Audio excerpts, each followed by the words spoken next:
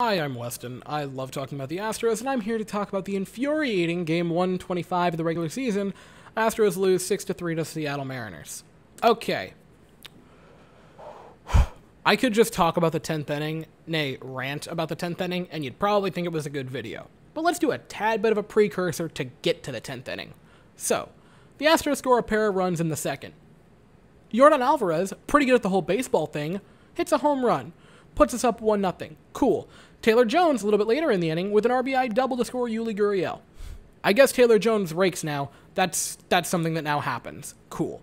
Then, that is followed by another 5 innings from that point on, 7 total today, scoreless innings from Framber Valdez, with 6 strikeouts and 4 runners allowed by him. I don't believe there were any errors in the game, so I believe he just allowed 4 total base runners for the game. Magnificent outing by Framber Valdez, right? 7 shutout innings.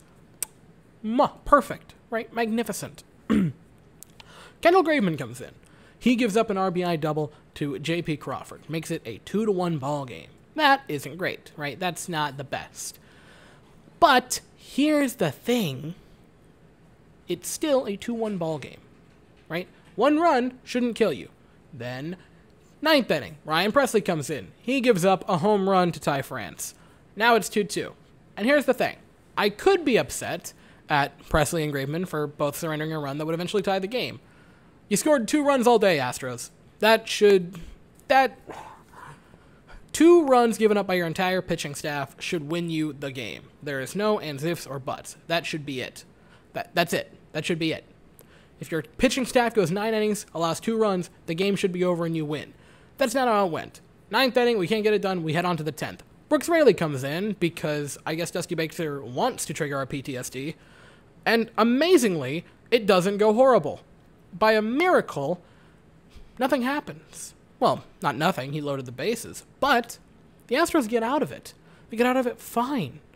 They pair of strikeouts for Raley, including a great one to end the inning on a 3-2 count, clutching up. Cool. Brooks Raley is super pumped up. He heads back to the dugout. The Astros have momentum.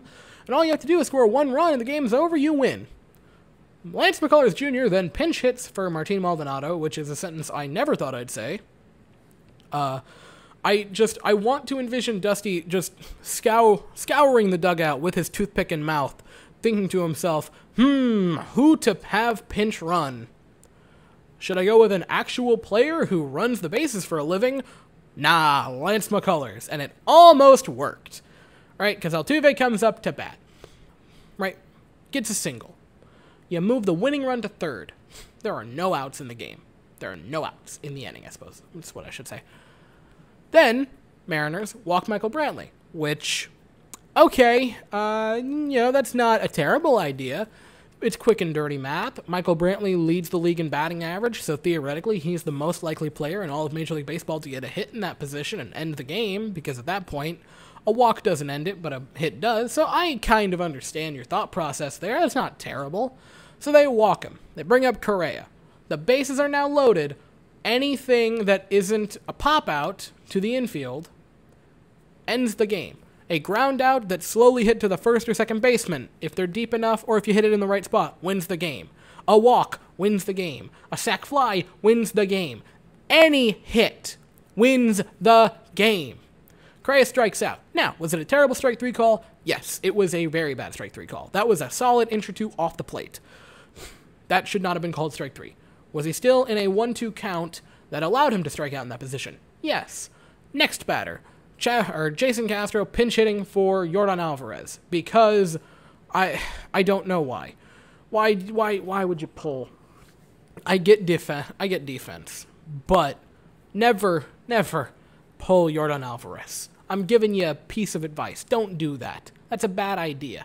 That's how dangerous things happen, especially when he already has a home run in the game, and a home run in every game this series. Anyway, Jason Castro strikes out. There are now 2 outs. Yuli walks up. He strikes out. You had the bases loaded with no outs, and you couldn't score a singular run. That is, to get parental, unacceptable. That game should have been over. There's no reason it shouldn't have been over at that point. 11th inning happens. Was Ryan Stanek horrible? Yeah, he gave up 4 runs. 3 of them were earned. He was real bad. What's that? Oh, I hear something. Yes, that's the cares I don't give. Because there is absolutely no reason the 11th inning should have existed in the first place. You had the bases. I can't emphasize this. All you had to do was just not strike out 3 consecutive times and you win the game. Like, I don't know what the win probability was at that point, but it had to be high because a pop out to the outfielders wins the game. So was Ryan Stanek horrible? Yeah. Don't care. I can't emphasize it enough. I do not care whatsoever. Bottom of the 11th, the Astros would load the bases. Jake Myers would have an RBI single. Or was that an RBI double by? It was an RBI double by Jake Myers. So that's neato spaghetti. It was just rough. The Astros would load the bases. Altuve gave it his best shot to have another walk-off grand slam. He struck out, and then Brantley, if I'm not mistaken, just popped out. Or might have been How was Michael Brantley retired to end that inning? I just want to make it a line out. Of course it was a line out. Now, overall, this was still a good series. You take 2 of the 3, that's great. Dropping a game where your starting pitcher goes 7 shutout innings isn't, and where you lose it because the 10th inning you couldn't score a run with no outs and the bases loaded, that's not ideal. But overall, a successful series. And now, for some reason, because the Astros make literally 0 cents, I'm worried about the next series because, knock knock, who's there? It's the Kansas City Royals, who apparently have our number, just like every other team that is well below 500. Now, logic would say, since you're going up against a pitcher with a 5+ ERA, and, you know, what's the word I'm looking for here? Oh, yeah, you know, you just scored like 30 runs in the past 3 games. You should go into the series and demolish them.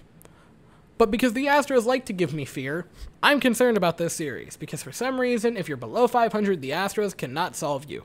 And if you're above 500, if you're a playoff team, you're a one-sided Rubik's Cube to the Astros. So hopefully they can take the series, since these are at least at home. Tomorrow's game is at 8:10 Eastern, 7:10 Central. They send Daniel Lynch to the mound. He rolls in with a 5.13 ERA. 5.12, excuse me. We send Greinke to the mound. He's coming off of a couple of great starts. He rolls in with a 3.43 ERA. This should be a game where the Astros win, but I'm fearful. So, I will be here after that. Thank you all so very much for watching. I hope you all have an absolutely fantastic day. And as always, go Astros.